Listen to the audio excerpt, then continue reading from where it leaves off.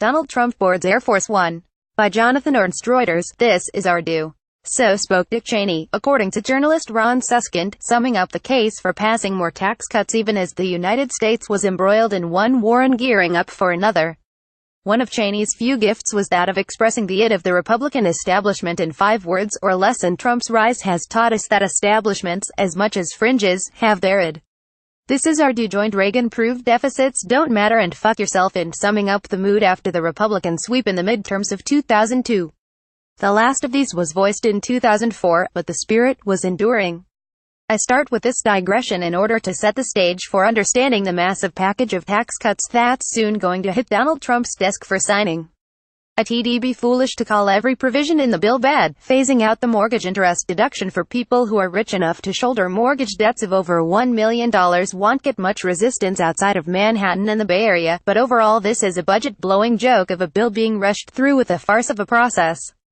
Some observers are bewildered, but if you operate with the theory that the central goal for the establishment GOP, its reason for arising from slumber, is to reduce taxes, then any bewilderment you might feel over its turns and pivots and contradictions is dispelled.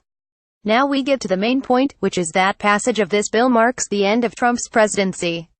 Trump, along with his supporters, seems to feel that triumphing on taxes will give him the momentum to move on to other great things. It won't. It will offer Republicans the chance to abandon him. More than anything, this piece of legislation is what Republicans needed from the president. Trump has been a building fire that Republicans wouldn't put out because they needed it to light their cigars. But now the GOP has got what it wanted.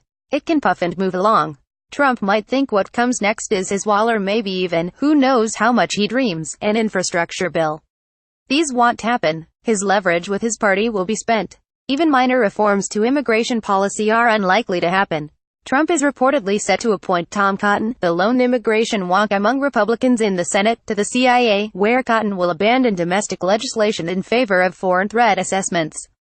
With his reputation for hawkishness, Cotton will, as the joke goes, fill a much-needed void. With Senate Majority Leader Mitch McConnell, nothing is brash or loud. He won't announce Trump in fiery orations. Well, just notice that Trump's enemies seem to be having easier time circling in on him.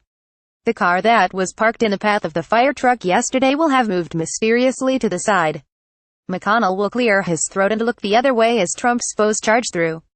Trump might have no choice but to push through this bill, and he no doubt likes what it does.